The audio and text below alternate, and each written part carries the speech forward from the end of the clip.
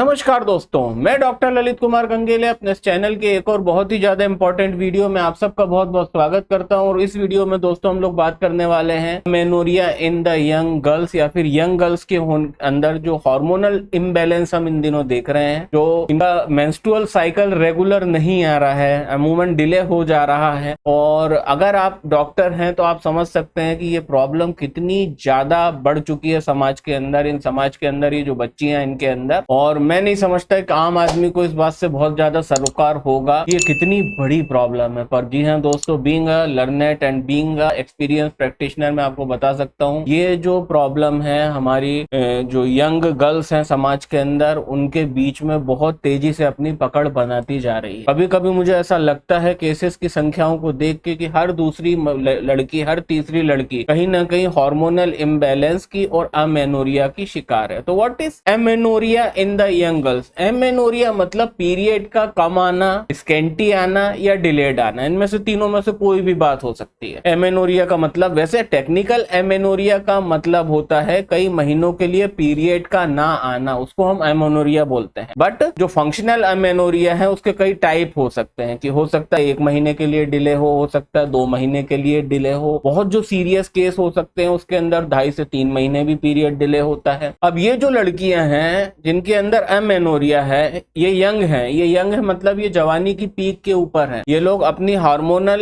As के, reproductive age के peak के ऊपर बैठी हैं। मतलब ये वो एज है जिसके अंदर इनका हार्मोनल सिस्टम से सबसे ज्यादा स्वस्थ होने की उम्मीद करी जाती है। बट इसके उलट, इसके बनस्पत हम क्या देख रहे हैं कि ये अपनी जवानी की पीक पे है, ये अपनी रिप्रोडक्टिव एज के पीक के ऊपर है। बट उसके बावजूद भी इनका हार्मोनल सिस्टम बुरी तरह से क्षतिग्रस्त है, बुरी तरह से बैठा हुआ है, तो इनका पीरियड ही नहीं आता। सबसे कॉमन सिनेरियो जो हम इसके अंदर देखते हैं, यंग गर्ल्स आके बताती हैं सर मेरा पीरियड 1.5 महीने में एक ही बार आता है। मतलब जो डेट है उससे 1 महीने और डिले हो जाता है ना, 1 महीने और ऊपर डिले, तो 1.5 से 2 महीने में मेरा पीरियड आता है। जब ये केस और सीवियर होता है तो उस महिला के अंदर, जो लड़की है, बोलती है मेरा 2 महीने 3 महीने के गैप से पीरियड आता है। और दोस्तों जब यही प्रॉब्लम और सीवियर होती है तो 3 से 4 महीने का भी गैप हमको देखने में आता है इन लड़कियों के अंदर। अब अगर हम बात कर रहे हैं amenorrhoea in the young girls, तो यंग की हम परिभाषा दे दें यहाँ पे।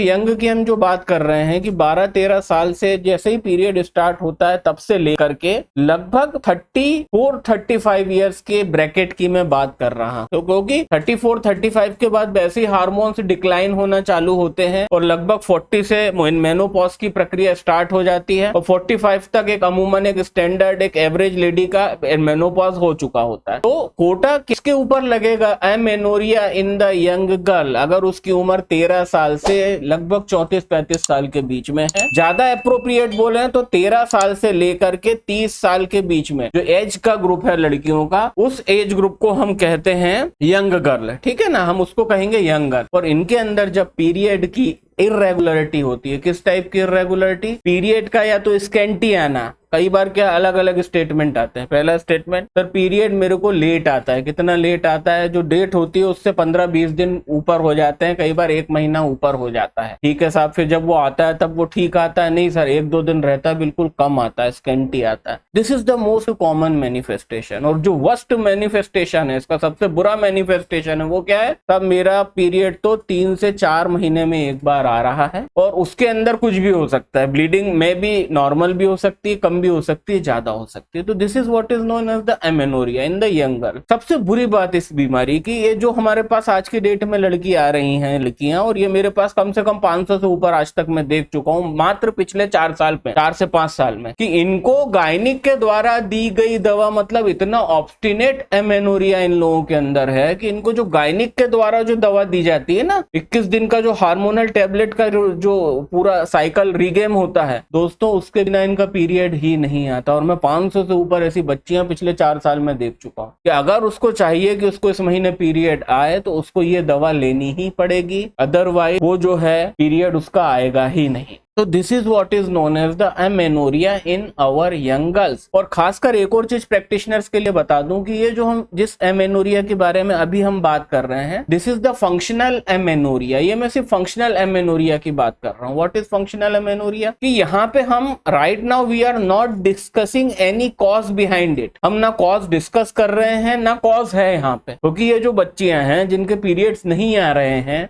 एमेनोरिया है जिनके साथ प्रॉब्लम, इनका जब इन्वेस्टिगेशन कराते हैं तो प्राय हमको चीजें नॉर्मली दिखती हैं। इनका यूएसजी कराते हैं तो वहां पे हमको कोई PCOD, PCOS, polycystic ovarian disease या पॉलीसिस्टिक ओवेरियन सिंड्रोम का साइन नहीं मिलता। हाँ, ये बात है कि आज इसके अंदर ये एमेनोरिया सीट हुआ है, आज इसका बीज इसके अंदर डला है, तो हो सकता है आने वाले 4 से 5 साल के अंदर ओवरी में सिस्ट दिखने लग गए। बट अभी आज की डेट में जब ये प्रॉब्लम शुरू हुई है और उसकी माँ को पता लगा और वो आपके पास लेकर आई है, till that time it is functional amenorrhoea. ये फंक्शनल डिस्टर्बेंस है, यहाँ पे कोई पैथोलॉजी सीटअप नहीं हुई है, यहाँ पे कोई बड़ा भारी हार्मोनल इम्बैलेंस इनके अंदर नहीं पैदा हुआ है। तो this is what is known as the amenorrhoea in the young girls. अब आते हैं हम सीधे सीधे ट्रीटमेंट पे। ये मैंने आपको सब कुछ बताया कि क्या होता है। सब पीरियड नहीं आता, इरेगुलरली आता है, 1 महीने से लेकर 3-4 महीने के बीच में कहीं पे भी इसका कितना भी डिले हो सकता है। और जो सबसे वर्स्ट केस के अंदर गायनिक की द्वारा हार्मोन्स दिए बिना ये आता ही नहीं है। इसके साथ कुछ और चीजें चलती हैं। क्या चीजें चलती हैं? इनका वेट गेन हो जाता है, हल्का फुल्का इनकी बॉडी को देखोगे ना तो बल्कीनेस दिखेगी, और ज्यादा हार्मोनल इम्बैलेंस जब इनके अंदर होगा तो काफी ज्यादा ये वेट गेन कर लेती हैं। ठीक है, इनके अंदर पियर शेप ओबेसिटी दिखती है। What is peer shape obesity? की हिप्स का जो एरिया, जैसे पियर होता है ना, पियर ऐसा होता है, ऐसा आके ऐसा बनता है। तो जो पियर का जो नीचे का हिस्सा है वो यहाँ पे इस लेडी के हिप्स के अंदर उसको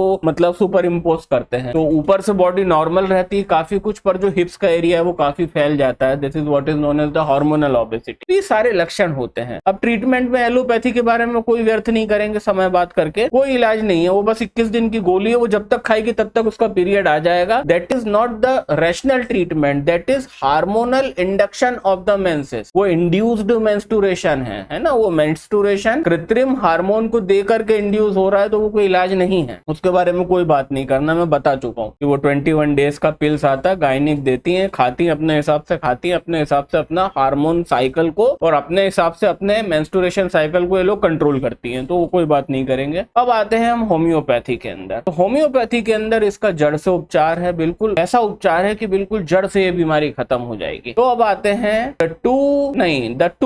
the 3 most important medicine indicated in the amenorrhoea in our young girls are. The first one will be the pulsatilla in the 30 potency। जी हाँ दोस्तों, pulsatilla in the 30 potency। pulsatilla amenorrhoea की जब भी बात होगी खासकर यंग गर्ल्स के अंदर, तो pulsatilla को हम नहीं भूल सकते। pulsatilla आएगा ही आएगा हमारे सामने। तो the first medicine is the pulsatilla in the 30 potency, 4 गोली दिन भर में 3 बार। And the second medicine will be the Apis mellifica 30। Apis mellifica 30, 4 गोली दिन भर में 3 बार। और जो लास्ट मेडिसिन है that is a mother tincture. एक मदर टिंचर बता रहा हूं, that is Gossypium Q. Gossypium mother tincture. Gossypium mother tincture से इन बच्चियों को 15-15 बूंद देनी है दवा, आधे कप पानी में दिन भर में 3 बार। जो इनिशियल फेज होगा उसमें ये तीनों मेडिसिन हम देंगे इनिशियल फेज में 2 महीने के लिए। और मैं इस बात का पूरा यकीन दिलाता हूं आप लोगों को बहुत अच्छे रिजल्ट मिलेंगे। और हर बार की तरह डिस्क्लेमर, अगर एज अ पेशेंट वीडियो देख रहे हैं तो होम्योपैथिक डॉक्टर की सलाह के बाद ही ये मेडिसिन लें। और अगर एज अ डॉक्टर देख रहे हैं तो केयरफुल रिपर्टराइजेशन के बाद अगर आप एग्री होते हैं कि मैंने ठीक दवा बताई है, तभी आप अपने पेशेंट को दें। तो